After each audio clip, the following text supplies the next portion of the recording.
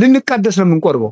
ልንገራችሁ በቅተን እንቁረብ፣ ንጹህ ሰው ይቁረብ ከተባለ ያለ ድንግል ማርያም በቀር ሰው ቢገኝም አይመስለኝም። ልንቀደስ ነው የምንቆርበው። ለምንድን ነው ከክርስቶስ ማዕድ የምትርቁት? ሊያነጻን ነው እንዱ ድሮስ እና ነጽቼ ከሆነማ ቁርባኑስ ለምንድን ነው የምቆረበው? ይኸውላችሁ ስጋውን ደሙን ሳንቀበል እያለፍን ነው። አለመቀበላችንም ኃጢአቱንም ሳንተው ከነ ኃጢአታችን እንደገና ደግሞ ምህረትም ሳናገኝ እየሞትን ነው። እግዚአብሔር ከክፉ ሞት ሁላችንን የሚሰውረን። ቅዳሴ የሚቀደሰው ምዕመናን ዋነኛ ዓላማው ምንድነው ካላችሁ እኛ የክርስቶስን ስጋና ደም ምን እንድንቀበል። በጣም ብዙዎቻችን በተወሰኑ ኃጢአቶች ወደ ኋላ ስለምንል ለስጋው ደግሞ በጣም ብቁ እስከምትሆን ድረስ ከሆነ እየጠበክ ያለው አትሆንም መቼም። ያ ማለት ሳትቀበል ትሞታለህ። ይሄ ከሆነ ዝግጅታችሁ በስጋው ደግሞ ልክ ለመሆን ከሆነ ዝግጅታችሁ አትሆኑ። እስከ ዕድሜ ልካችሁ ብትዘጋጁ አትሆኑ። ገዳም ብትገቡ አትሆኑ። ባህታውያን ብትሆኑ አትሆኑ። እንዴ ልነጻ እኮ ነው የምቆርበው። ንጹህ ያልሆነ ከቁርባኑ አይቀበል የተባለ ያልተናዘዘ ማለት ነው። ያልተናዘዘ ማለት ነው እንጂ ንጹህ ስንሆን እንቆርባለን፣ ቅዱስ ስንሆን እንቆርባለን አትበሉ። ብዙዎቻችን መማር አንፈራም፣ መቁረብ ግን እንፈራለን። መግባት አንፈራም፣ ወደ ቤተ መቅደሱ መግባት አንፈራም፣ መቁረብ ግን እንፈራለን። ክርስቲያን ለመሆን አንፈራም፣ ነገር ግን መቁረብ እንፈራለን። የኢትዮጵያ ኦርቶዶክስ ተዋሕዶ ቤተክርስቲያን ምዕመናን ናቸው የሚያሳዝኑ። በዓለም ላይ ሁሉም ክርስቲያን ከሆነ ይቆርባል። በቃ የግብፅ ለምሳሌ 14 ሚሊዮን ካለ 14 ሚሊዮኑ ይቆርባል። የአርመንም ካላት ያላት ሁሉ ይቆርባል። የኢትዮጵያ ኦርቶዶክስ ተዋሕዶ ቤተክርስቲያን ግን የሚቆርብና የማይቆርብ ተብሎ ሁለት ክፍል። ለምን? አማን ይለክሙ እውነት እላችኋለሁ ስጋዬን ካልበላችሁ ደሜን ካልጠጣችሁ የዘላለም ሕይወት የላችሁ። አንከተመ ምን ብንጾም ምን ብንጸልይ ምን ብንመጸውት ምን ገዳም ብንሄድ ወዲያ በቃ ይሄን ሁሉ ጽድቅ ብትሰራ ስጋው ደግሞ ምንድን ነው? ማህተም። እኛ የሚገርመው ወጎጉን ይዘነዋል፣ ቆመን እናስቀድሳለን፣ ግን አንቆርም። ህፃናቱን ነው እያመጣን የምናቆርበው። ጥሩ ነው፣ ለህፃናት ቢቆርቡ ጥሩ ነው። ግን አሁን ሆስፒታል ሄዶ መታከም ያለበት በሽተኛ ነው ወይስ ጤነኛ? መልሱልኝ። እኛ በሽተኞቹ ቆመን ጤነኞቹን ህፃናት አሳክመን እስማ እያላን ተብለን ወደ ቤታችን ተመለስን። ከመምረትከ አምላክነ አኮ በከመ አበሳነ፣ እንደ በደላችን ያይደለ እንደ ቸርነት እንደ ምህረት የምንለው ለዚያ ነው። የማንም ሰውነት የማንም አይምሮ ለስጋው ደግሞ በሚገባ ልክ አይደለም። በጸበል ልክ ልትሆን ትችላለህ።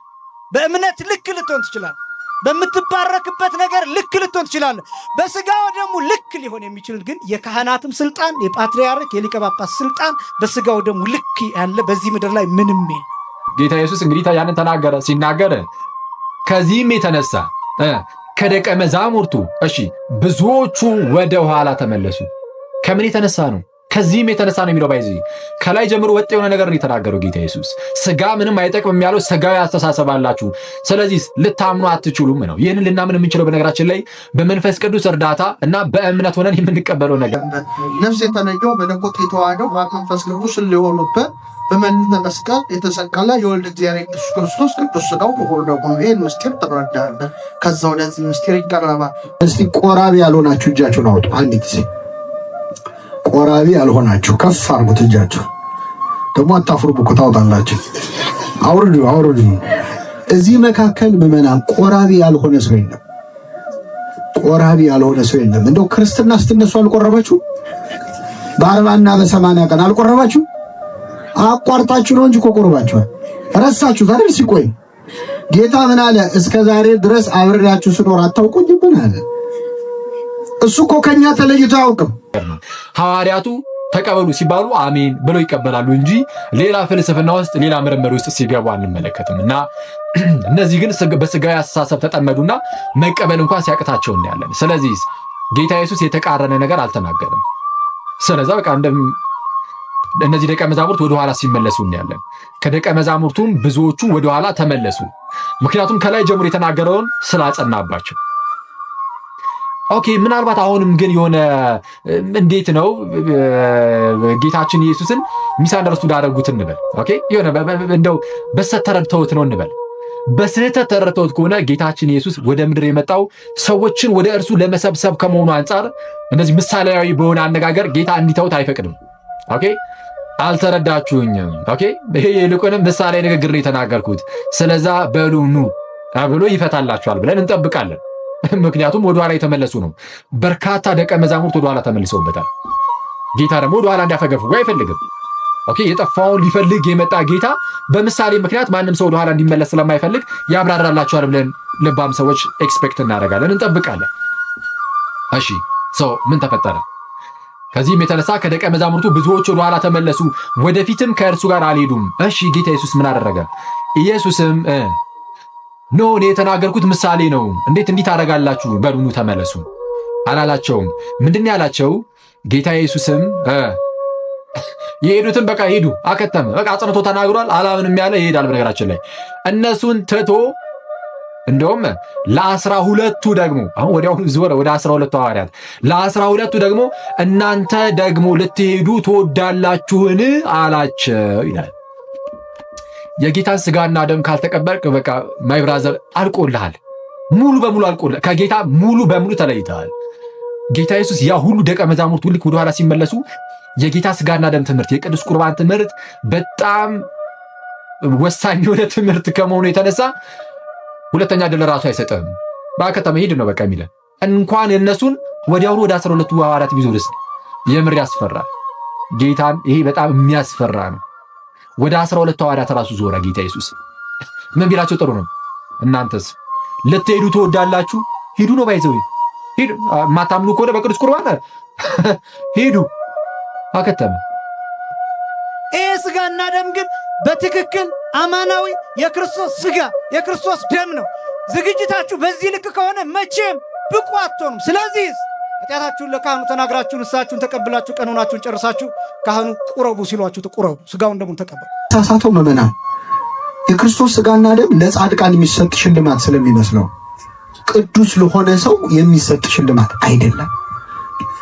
ስጋው ደግሞ ምመናን ለጻድቃን የሚሰጥ ሽልማት ሳይሆን ለኃጢአተኞች የሚሰጥ መድኃኒት ነው።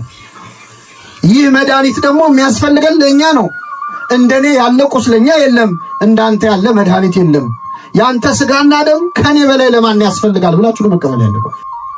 ይህ የጌታ ስጋና ደም ጥበብን የሚገልጥ ነው፣ እውቀትን የሚገልጥ ነው፣ ልቡናን አይምሮን ብሩህ የሚያደርግ ነው፣ ወደ ሰማይ የሚወስድ ነው፣ ከመላእክት ጋር አንድ የሚያደርግ ነው፣ አካልን ከክርስቶስ አካል ጋር የሚቀጥል ነው፣ ጭንቅላትህ የክርስቶስ ጭንቅላት እንዲሆን የሚያደርግ ነው፣ ወይም ራሱ ክርስቶስ እንዲሆን የሚያደርግ ነው ስጋና ደም ማለት። ክርስቲያን የንስሐ ሕይወታችን በጣም የደከመ ነው። ብዙዎቻችን ንስሐ ከገባ ስጋውና ደሙ ከተቀበል 6 ዓመታት አልፈውናል። 7 ዓመታችን ሆነን የተቀበልናለን። 10 ምናምን ዓመታችን ሆነን ገና ሕፃን ሆነን ፍልሰታ የቆረብን እስካሁን አለ። እንዴት እንደሆነ ነው እንጀምር። የፍቅር ኃይል አለ፣ የህብረት የአንድነት ኃይል አለ። በምን ጨመረው? በቃሉ ምን ብሎ? ይህ ስጋዬ ነው ብሎ፣ ይህ ደሜ ነው። እኔ ይህን እንዴት እንደማስረዳቸው አላት። ይሄ ቃል ደግሞ ምን አይነት ቃል መሰላችሁ? ዓለም የተፈጠረበት ቃል ነው። ምን ተነፍስበት ቃል ነው። እስኪ በሉ ምን ተነፍስበት ቃል ነው በሉ እስኪ። ይሄ ቃል ይሄን ስጋ ይሄን ደም የሰጠን ይሄን ኪዳን የሰጠን ቃል ትንፋሻችን ሳይቋረጥ የሚያኖረን ቃል ነው። ሰው ሆኖ ማይበድል እንጨት ሆኖ ማይጤሳን አትሳታቷል የለም ውድቀቱ ብዙዎች አንዱ እግዚአብሔር ይቅር አይለንም ብለን ይላል። እንዴት ንስሐ ለሚገቡት ሁሉ ሰዎች እግዚአብሔር ይቅርታን አይሰጡ? የጠፋውን ልጅ አስቡት። ወደ አባቱ ቤት በመጣ ጊዜ አባቱ ሮጦ ተቀበለው። ለጣቱ ቀለበት፣ ለምግቡ ፍሪዳ፣ ለእግሩ ጫማ፣ ለደስታውን ዚራድ ተስፋ አለ። እግዚአብሔር ጠፍቶ የተገኙትን ሁሉ ምን ያደርጋል? ይፈልጋል።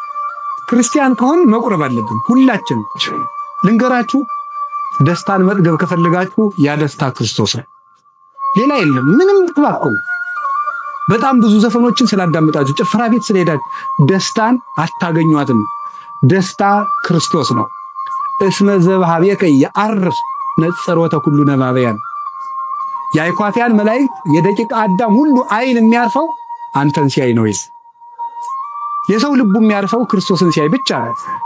ምንም ነገር ብታዩ ስታዩ ትኖራላችሁ እንጂ አይናችሁ ሊጠግብ አይችልም።